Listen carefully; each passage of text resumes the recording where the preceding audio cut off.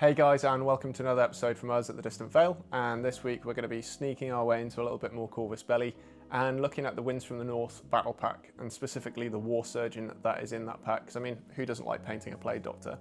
So in this episode, Harry's going to take you through how he's painted the War Surgeon, and hope you enjoy.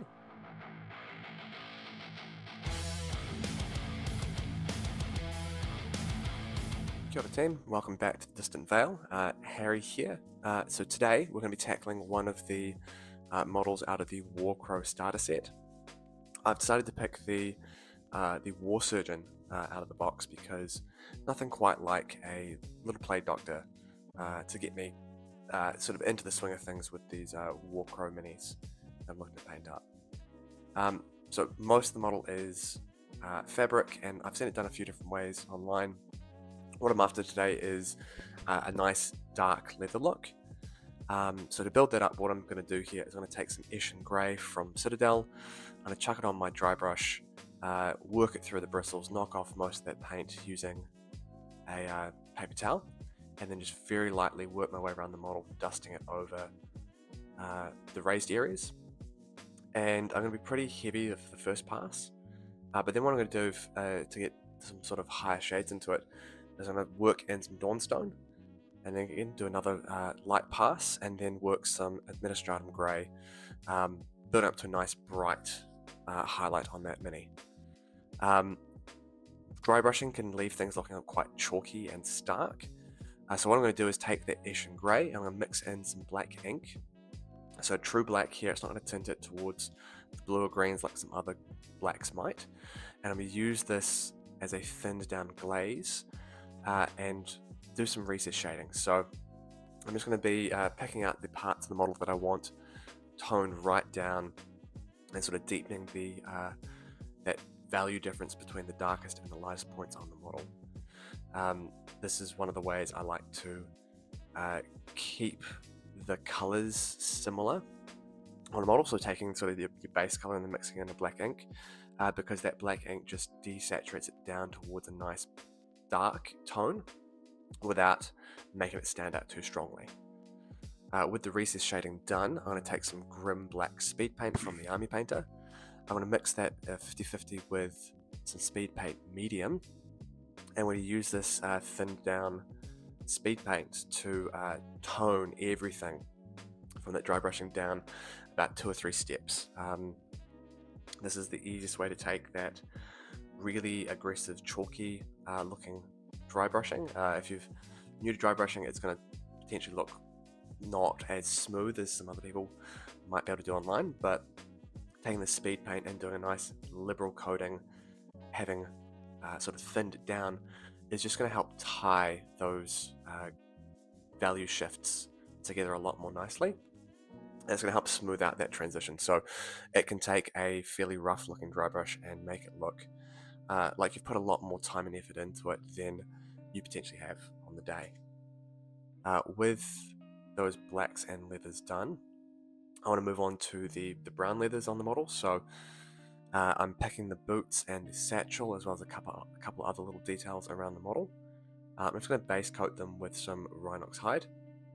Now, because I haven't done a Xenophil sort of base coat, I'm not too worried about trying to retain any of the color underneath, so I'm just going for a nice heavy all-round coating with this brown. So I'm going to be doing sort of 2 or 3 layers, just so that it stands out quite strongly from that sort of bluey black that I've built up on the rest of the fabric.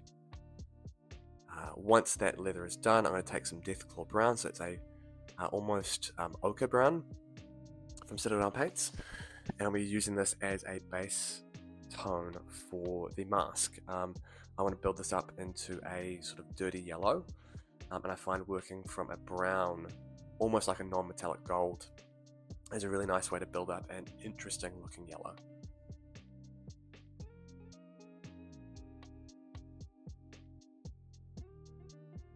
With the mask base coated, I'm going to take some Mephiston Red from Citadel, and we're using this as the base color for the pants fabric. I wanted to add a bit of a different tone here. A lot of the other colors have been quite muted, and the red's going to stand out really strongly, and it's only going to be in a small area, but I'm wanting to include a few different reds to sort of complement the browns and to stand out in contrast to the bluier blacks that I've got on most of the fabric. It's just a nice way to make it stand out a little bit from other models on the table. And for the rest of these sort of human models for Warcrow, I'm trying to keep the whole tones of the model quite muted and just have a couple of little areas of popping color.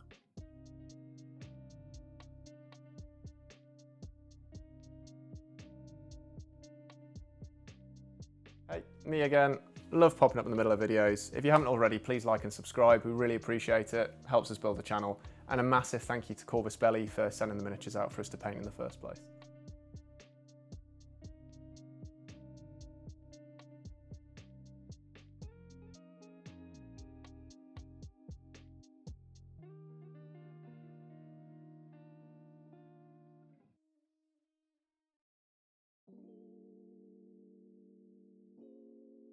And with that base coating done on the pants, I'm going to move on to my first highlight step on the leather, the brown leathers.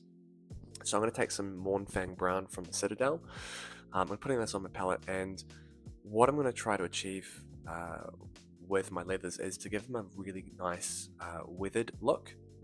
And to do that, we're going to be sort of very slowly working up through a few different shades of brown and using almost like a stippling very inconsistent highlighting coverage on the corners and the points of wear along this bag. And they're going to be a couple of quite big jumps in tone, and we're not going to be sticking just to brown. We're going to be building that up into a bit of almost a flesh tone, and then bringing everything back down with a wash. So I'm just jumping between the Rhinox Hide, the Deathclaw Brown, and the Mournfang Brown.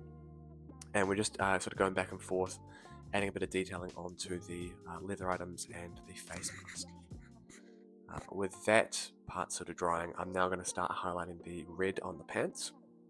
So initially I've grabbed some Wild Rider red from Citadel, and you're going to see that I'm going to put a few layers on, and it's just not going to stand out quite as strongly as I would typically like for my sort of saturated reds. It's going to do an alright job, but I do find that Wild Rider red's just not quite as orange as I like. So I'm going to pull out some pure red from Vallejo's Air range, and this is a really strong, almost halfway between a nice rich red and a warm orange. And this is I'm going to use this instead as my sort of highlight. So I'm going to cover up that Wild Rider red areas, and coming on to the next part, we're going to take some Avalon Sunset from Citadel, so a nice sort of dark yellow. I'll be using this as my highest highlight on the reds. It is quite a big value shift in terms of the hue, but I'm also going to be using this on the mask, so it helps to tie those two areas of the model together.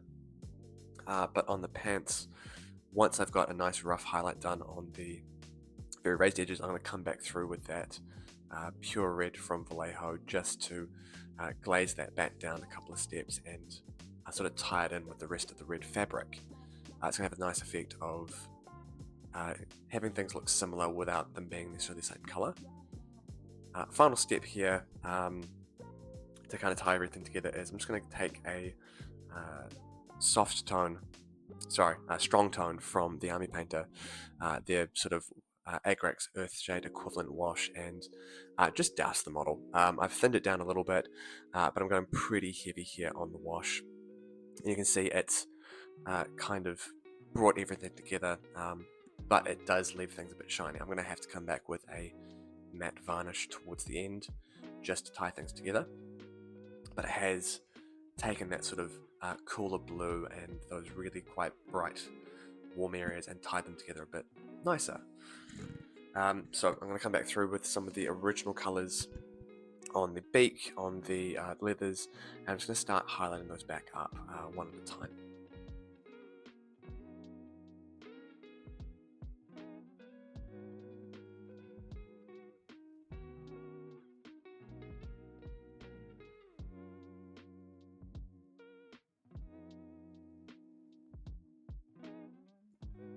And it's about this point in the painting that I realized that there was a like a sash around the waist of this war surgeon that I hadn't painted, and the model was looking just a little too not interesting enough for me, and I wanted to introduce something that was a little bit more in that family of reds without it just being another sort of Mephiston red piece. So I've taken some terracotta from Vallejo, so that's like a really muted red-orange, and I'm just going to paint up the sort of fabric sash around the waist, and then I'm going to be using the Deathclaw Brown and the Avalon Sunset to add a few very, very rough non-metallic gold highlights on the sort of the buttons on the model. And this is another thing which I like to encourage with people who are getting into painting for the first time, or maybe haven't painted in a while. It's that you don't have to have the final concept fully fleshed out before you start painting. I often find I'm coming up with ideas sort of halfway through putting paint on the model, just because you're not always too sure how it's going to look in real life, and sort of changing things as you go along is absolutely fine, and definitely I would encourage you to sometimes take a risk and try something different. But coming on to the next step here on the model, I'm going to try to paint some nice dark true metals along on the knife and a few other details. So I'm going to come back in with that black ink, quickly clean up the blade edges on the held knife, as well as a couple of little details around some buckles. And then with the lead belcher, I'm just going to come through and put a base coat of that true metallic.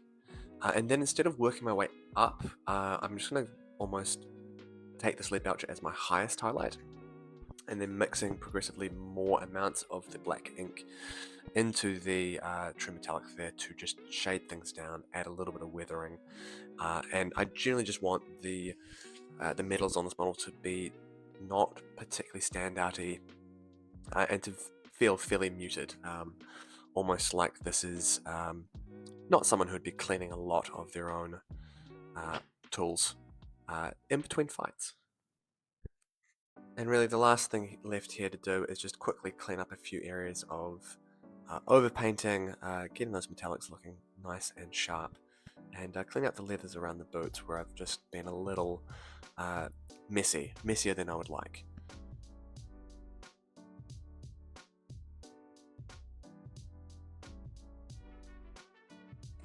And with that, the mini's done. Not the most complicated paint job, but I'm pretty proud of this one. I just need to chuck some basing on, and she'll be ready for the table. Hey team, thanks for hanging out with us today. I really appreciate the support, and had a lot of fun painting this War Surgeon from Warcrow. Looking forward to getting a few more of these models done, and hopefully I'll have a few more of these out to you in the near future. But until the next one, I'll catch you guys around.